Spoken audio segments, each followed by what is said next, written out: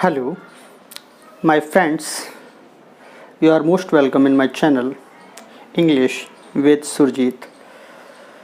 कई दिनों से मेरे पास काफ़ी कमेंट्स आ रहे थे, काफ़ी लोग भ्रम में थे कि सर ये तदर्थ शिक्षक क्या हैं, ये कौन होते हैं। कई सारे यूट्यूबर्स पर ये पहले से सूचना मिल चुकी है, लेकिन फिर भी जो मेरे व्यूअर्स हैं उनके लिए मैं ये वीडियो बना रहा हूँ।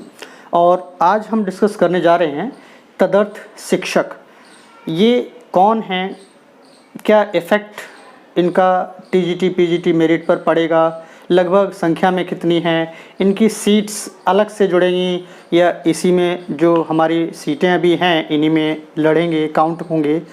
अगर ये सीटें अलग से जुड़ती हैं तो क्या फ्रेशर को कितना फ़ायदा होगा, इस पर हम आज इस वीडियो में डिस्कस करेंगे। तो आइए वीडियो अपनी स्टार्ट करते हैं और देखते हैं ये तदर्थ शिक्षक क्या है और इससे क्या फ़र्क पड़ता है। तो टीजीटी पीटी 2021 में तदर्थ शिक्षक का बहुत ज़्यादा इस समय रोल इम्पॉर्टेंट हो गया है। क्यों? क्योंकि सभी जो साथी हैं, जो हमारे कैंडिडेट हैं, वो भ्रामक खबरों से परेशान हैं। कई सारे लोग मेरिट डाउन होने की खबर कर रहे हैं, बता रहे हैं, और ये सच भी है कि मेरिट डाउन होगी। लेकिन ये सबसे पहले जानते हैं कि तदर्थ शिक्षक होते कौन हैं। तो सन 2000 से अब तक जो एडिट विद्यालय होते हैं उनके अंदर जो मैनेजमेंट होता है वो कुछ टीचर्स को अपॉइंट कर लेता है और डीआईओएस से अनुमोदन लेकर उस शिक्षक को परमानेंट जॉब दे सकता है, अधिकार होता है मैनेजमेंट को। अब कुछ ऐसे टीचर्स होते हैं जिन्हें वेतन मिलता है और कुछ ऐसे भी होते हैं जिन्हें वेतन नहीं मिलता है, लेकिन वे हैं सब तदर्थ, उन्हें काउंट तदर्थ की संख्या में किया जाता है। अब कितने हैं लगभग संख्या में?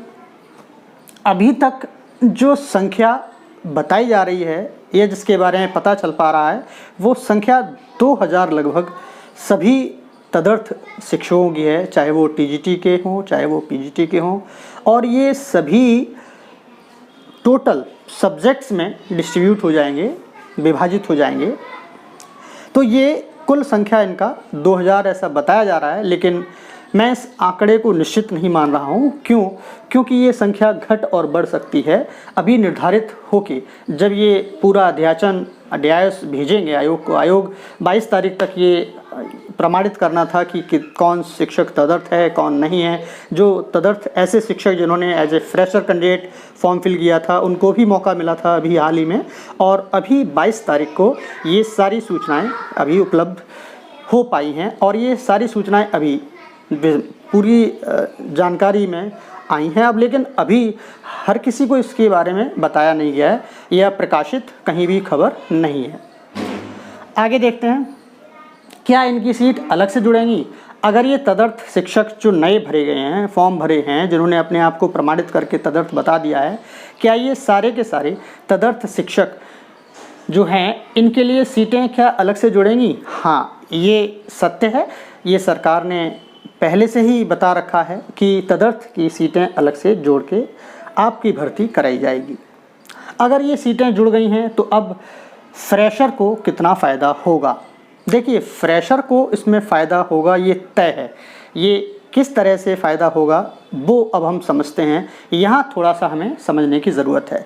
देखिए, जो तदर्थ शिक्षक होते हैं, जो वेतन भोगी हैं वे थोड़े आलसी हो जाते हैं। जो वेतन नहीं ले रहे हैं, जिनको वेतन नहीं मिल रहा है, वे अपने कार्य में लगे रहते हैं, लेकिन वे उतने एफिशिएंट नहीं होते हैं जितने मेधावी छात्र जो सिर्फ़ और सिर्फ तैयारी करने के अलावा और कुछ नहीं करते हैं। तो जो मेधावी छात्र हैं, जिनका मेरिट में 80, 90, 95, 100 इस तरह से क्वेश्चन सही हो रहे हैं, उनसे ये फाइट में पिछड़ जाएंगे।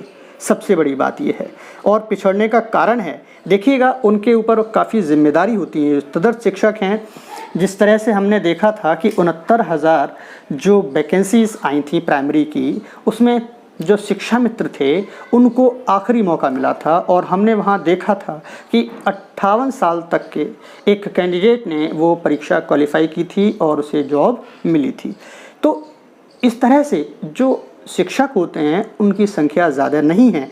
ऐसे ही हमारे तदर्थ के अंदर भी इतनी ज़्यादा संख्या में शिक्षक नहीं हैं जो बहुत अच्छे से मेधावी छात्रों को कंपटीशन दे पाएँ।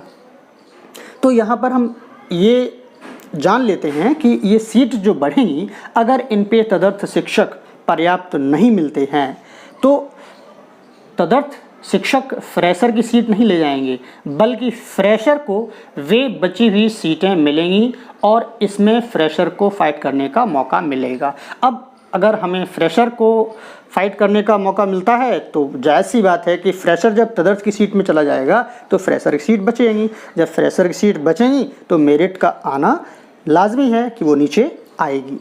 ये चीज़ हमें देखनी होगी। तो फ्रेशर को निश्चित फ़ायदा होगा और इस तरह से यहाँ पर हम देखेंगे कि हर सब्जेक्ट की मेरिट, हर विषय की मेरिट धीरे से थोड़ी थोड़ी प्रभावित होगी। अब हम देखते हैं कि पेपर का लेवल, जो मैं अगर अपने सब्जेक्ट की बात करूँ तो इंग्लिश का मैं जानकार हूँ और मैं इंग्लिश के बारे में प्रेडिक्ट कर पाता हूँ। कई सारे मेरे व्यूअर्स हैं, मुझे पूछते हैं सर प्लीज़ संस्कृत की मेरिट क्या रहेगी, मुझे बताएं, गाइड करें। कई सारे पूछते हैं कि होम साइंस की मेरिट क्या रहेगी, मुझे बताएं। अब आप खुद समझदार हैं, शिक्षक हैं कि एक टीचर सिर्फ़ और सिर्फ एक ही चीज़ का जानकार हो सकता है या एक ही चीज़ को वो अच्छे से एनालाइज कर सकता है। दूसरे सब्जेक्ट को एक्चुअली मैं नहीं कर सकता हूँ। मैं सिर्फ़ और सिर्फ इंग्लिश के बारे में थोड़ी बहुत नॉलेज है। आप सभी विद्वान हैं, सभी भावी अध्यापक हैं, आप इस चीज़ को समझ सकते हैं। तो मैं दूसरे सब्जेक्ट के बारे में प्रेडिक्शन नहीं कर सकता हूँ। तो यहाँ पे मैं इंग्लिश की बात करता हूँ। मैं इंग्लिश की बात करूँ तो टीजीटी और पीजीटी दोनों ही पेपर, इंग्लिश टीजीटी का पेपर मॉडरेट था, जिसे लोग सरल कह रहे थे, वो सरल नहीं था। दिखने में सरल होता है। पेपर जब बाहर आया है, यूट्यूबर्स को मिला है, टीचर्स को मिला है, तो वो पेपर मिलने के बाद जो सॉल्व करने वाले टीचर्स हैं, यूट्यूबर्स हैं, उनके ऊपर कोई प्रेशर नहीं होता है। लेकिन एग्ज़ाम के अंदर जो प्रेशर होता है, एग्ज़ाम हॉल के अंदर जो बैठ के सॉल्व कर रहा होता है, उसके ऊपर प्रेशर होता है। और प्रेशर में जानबूझ के कई सारे कैंडिडेट आते हुए सवालों को भी गलत करके आते हैं ओवर कॉन्फिडेंस में, ये सोच के कि ये तो बहुत सरल सा पेपर है, ये मुझे सब आता है। और जब वो डिटेल नहीं पढ़ते हैं क्वेश्चन की तो जल्दबाजी में क्वेश्चन को गलत करके आते हैं। तो यहाँ मैं ये कहूँगा कि टीजीटी इंग्लिश का पेपर मॉडरेट था, ना तो सरल था ना कठिन था, लेकिन मेरिट जो मैंने आपको बता रखी है वही रहेगी, ज़्यादा प्रभावित नहीं होगी। अंग्रेज़ी में मैंने पहले ही वो चीज़ कैलकुलेट कर दी है जो यहाँ पे मैं बता रहा हूँ। तदर्थ शिक्षक के बारे में बात करते हैं पीजीटी इंग्लिश की। तो पीजीटी इंग्लिश का पेपर भी जो 2016 का पेपर था उससे तुलना करिएगा तो 2000 का जो पेपर था वो बहुत टफ माना जा रहा था। क्यों? क्योंकि 2016 में ट्रेडिशन को तोड़ते हुए पेपर एक अनएक्सपेक्टेड वे में आया। सब ने जैसी उम्मीद कर रखी थी पिछले वर्षों की तुलना में कि वैसे ही जो से पेपर आ रहे हैं वैसे ही सरल से पेपर आते हैं, लेकिन वैसा पेपर नहीं आया। तो ये अनएक्सपेक्टेड वे था, अनट्रेडिशनल वे था पेपर का। और इस बार एक्सपेक्टेड वे था कि हाँ इस तरह से क्वेश्चन पूछे जा सकते हैं, लेकिन इस बार भी क्वेश्चन जो था, क्वेश्चन पेपर का जो सेटिंग थी वो 2016 की टीजीटी की चाहे पीजीटी की, तो पीजीटी का भी पेपर बहुत टफ हो गया है इसी तरह से। इसीलिए मैंने अपने वीडियो में मेरिट को कैलकुलेट करने के बाद इतनी मेरिट को दर्शाया है।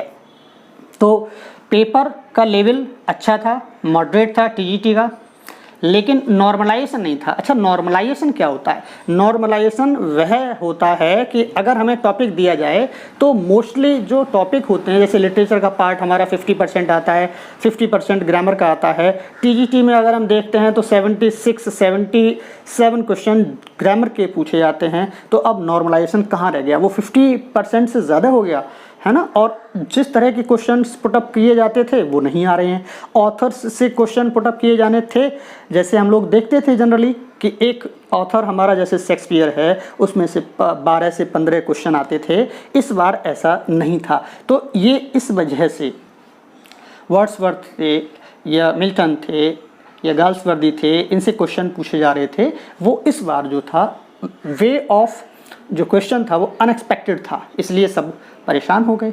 और सबसे बड़ी बात तो है कंफ्यूजिंग भी था, तो सब कंफ्यूज्ड हो गए, इजी के झांसे में आके सब कंफ्यूज्ड हो गए।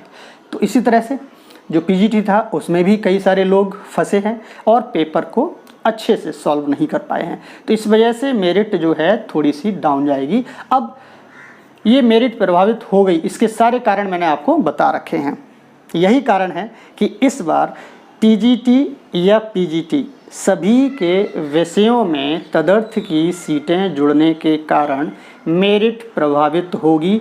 कम से कम 2 अंक, 2 क्वेश्चन, मैं अंक नहीं 2 क्वेश्चन बोलूँगा इंग्लिश की, क्योंकि मैं पहले ही प्रेडिक्ट कर चुका हूँ। तो इंग्लिश को छोड़कर बाकी सभी सब्जेक्ट जो भी हैं, मैथ्स के या हिंदी का या होम साइंस का या संस्कृत का या सोशल साइंस का या जो भी सब्जेक्ट्स हैं, आप अपने कैलकुलेट कर सकते हैं।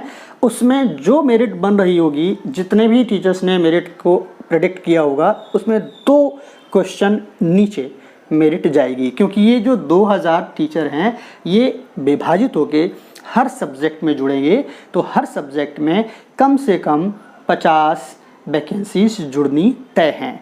तो ये था मेरा इस तदर्थ शिक्षक के बारे में प्रेडिक्शन या एनालिसिस, जो भी आप कह सकते हैं। अगर आपको ये वीडियो ऑथेंटिक लगा हो, सही लगा हो, तो प्लीज़ इस वीडियो को लाइक करें, मेरे चैनल को सब्सक्राइब ज़रूर करें, ताकि इस तरह की इन्फॉर्मेटिव वीडियोस मैं आपको देने के लिए प्रेरित होता रहूं। और अगर आपको लगे तो इस वीडियो को शेयर भी कीजिएगा। Thank you very much.